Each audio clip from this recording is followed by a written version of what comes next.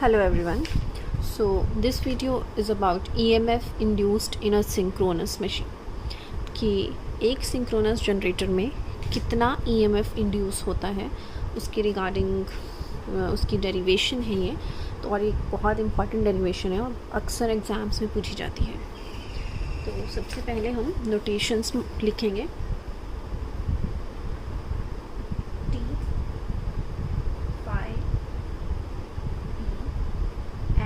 N.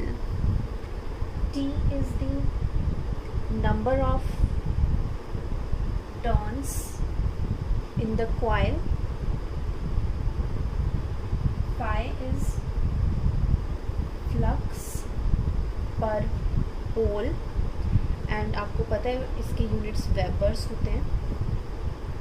P is the number of poles and N is speed of the rotor in RPM revolutions per minute में यहाँ पे हमें दिया गया है. सो नाउ यहाँ पे जो ये फ्लक्स है ये हमें पर पोल की फ्लक्स गिवन है. ठीक है, तो टोटल अगर P पोल्स हैं, ओके, आप देखो इस तरह की अगर मशीन है और ये 2 पोल का मैं एक एग्जांपल ले रही हूँ, तो यहाँ पे एक पोल की जो फ्लक्स है वो फाई से हमने ले रखा है और P नंबर ऑफ पोल्स है. ठीक है, तो टोटल कितनी फ्लक्स हो गई आपकी?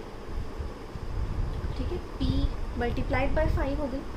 तो कोई भी कंडक्टर है अगर, तो एक रोटेशन में वो कितनी फ्लक्स काटेगा P इंटू 5 फ्लक्स काटेगा. अगर आपके पोल्स पे डिपेंड है, 4 अगर पोल्स होंगे तो वो 4 इंटू 5 हो जाएगी. ठीक है, तो 4-5 फ्लक्स काटेगा वो.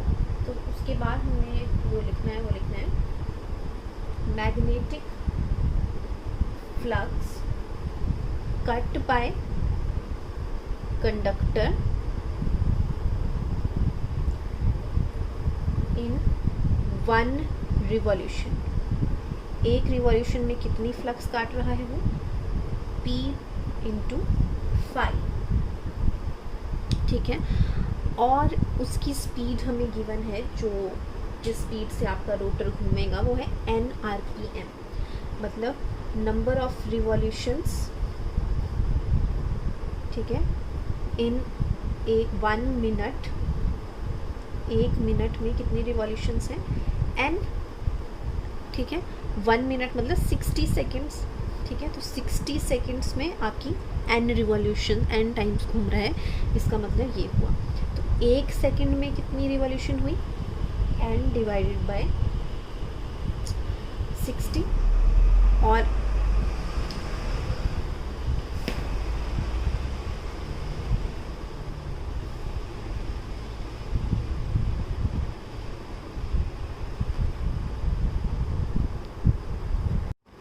तो 1 सेकेंड में n डिवाइडेड बाय 60 रिवॉल्यूशंस आपकी हो रही हैं. इतनी रिवॉल्यूशंस हैं.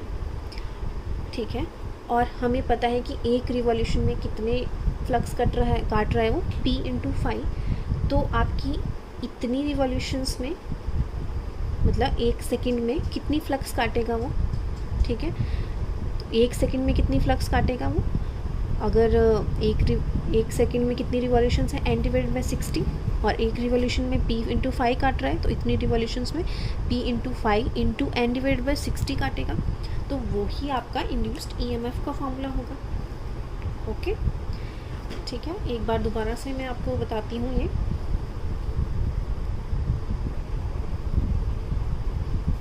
अभी तक जो हमने देखा वो हमने देखा कि टोटल जो फ्लक्स कट कर रहा था कंडक्टर, ठीक है, एक रिवॉल्यूशन में वो थी P इंटू 5 और स्पीड हमें गिवन थी n RPM की स्पीड से वो घूम रहा था.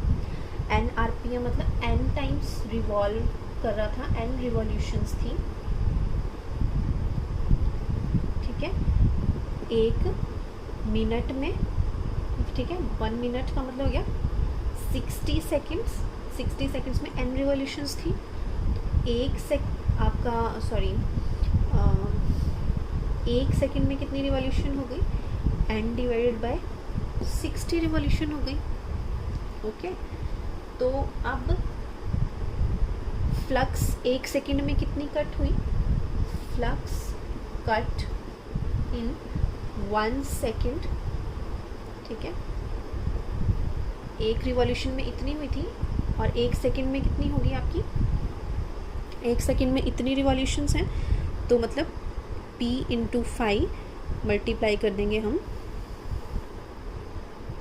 Number of revolutions in 1 second से, तो यह आ जाएगा p into 5 into n divided by 60। तो 1 सेकेंड में इतना वेबर्स पर सेकेंड, इतनी फ्लक्स कट हुई, ठीक है। और यही आपका एवरेज इंड्यूस्ड ईएमएफ भी होता है। इंड्यूस्ड ईएमएफ क्या होता है, d phi by d t, ठीक है, flux cut, rate of change of flux होता है। तो यही आपका इंड्यूस्ड ईएमएफ का भी फॉर्मूला बनेगा। तो ये आएगा हमारा एवरेज इंड्यूस्ड ईएमएफ, कितना हो जाएगा, फ्लक्स कट पर सेकेंड, और वो हो गया आपका P5 n divide by 60 Weber's पर सेकेंड। ओके, इतना हमारा एवरेज इंड्यूस्ड ईएमएफ है। अब हम ये तो आपका अगर एक कंडक्टर है उसकी बात है, ठीक है। अब हमारी जो भी मशीन होती है उसमें तो बहुत सारे हमारे टर्न्स होते हैं, जो हमने रोटर में कॉइल होती है वो बहुत मल्टीपल टर्न्स की कॉइल होती है। तो एक कंडक्टर में तो इतना इंड्यूस होगा अगर एक ही होता, ठीक है।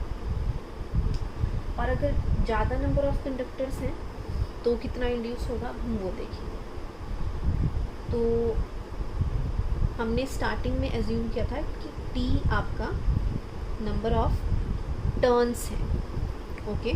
और एक और पॉइंट आपका ये आप याद रख लेना कि अगर किसी कॉइल में एक टर्न है, ठीक है, एक टर्न का मतलब है उसमें 2 कंडक्टर्स हैं, 1 turn is equal to 2 conductors, एक कंडक्टर ये और एक कंडक्टर ये, ठीक है। तो एक टर्न में 2 कंडक्टर्स होते हैं।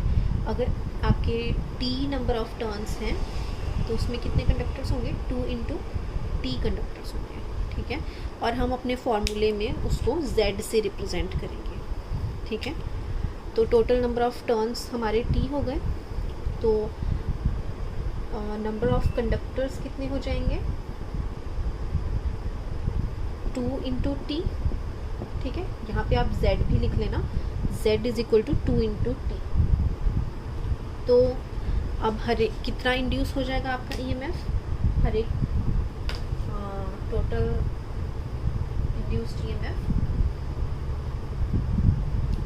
तो कितना, average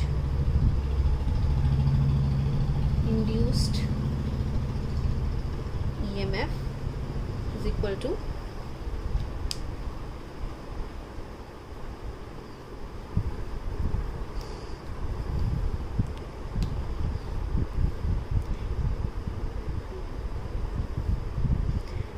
EMF induced in one conductor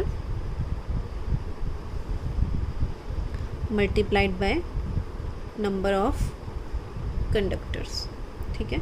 इस फॉर्मूले में हम यहाँ पे इन 1 कंडक्टर भी आप ऐड कर लेना, एक कंडक्टर का, ठीक है, जो हमने स्टार्टिंग में निकाला था।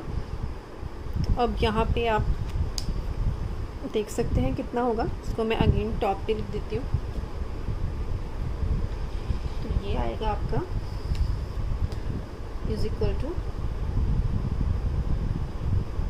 Pn 5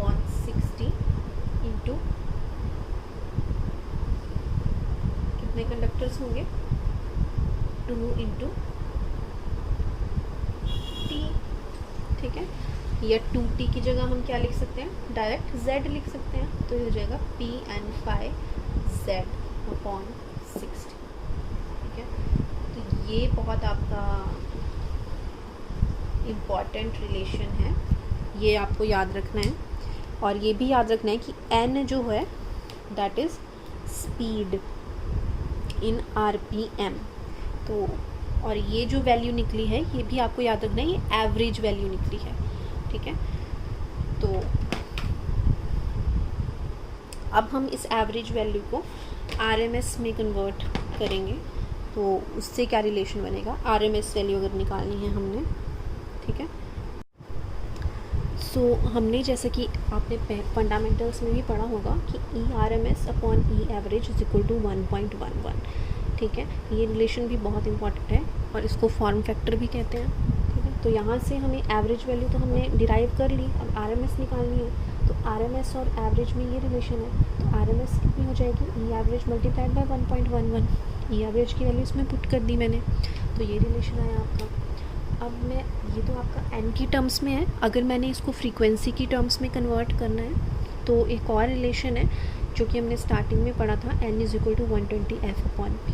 again a very important relation and you should remember it at all times, हमेशा आपको याद रहना चाहिए ये, ठीक है। इसकी वैल्यू हम इसमें सब्सटीट्यूट कर देते हैं, तो क्या बनेगा ये 1.11 into 120 f upon p into p z upon 60, ठीक है। तो p से p कैंसिल हो गया, यहाँ पे 2 आएगा, ये बचा 2.22 f phi z, ठीक है। तो अब आपको पहले ही पता है कि z आपके टोटल नंबर ऑफ कंडक्टर है। अब अगर इसको मेरे को इसको टर्न्स की टर्म्स में अगर कन्वर्ट करना है इस इक्वेशन को, ठीक है, वैसे तो ये इतनी भी ठीक है। अगर n की टर्म्स में t की टर्म्स में अगर मैं कन्वर्ट करूँ तो क्या आएगा, हमें पता है 2t is equal to z है, ठीक है। एक टर्न में 2 कंडक्टर हैं, तो टोटल कंडक्टर 2 इंटू t है। अब इसमें हम z की वैल्यू पुट कर देंगे ये, तो क्या इक्वेशन बनेगी ये 2.22, ठीक है, f phi इंटू 2t, ठीक है। और अल्टीमेटली ये सॉल्व करके बनी 4.44 phi f t, ठीक है, जो कि ट्रांसफार्मर की भी आपको याद होगी, वो भी सेम ही रिलेशन होता है।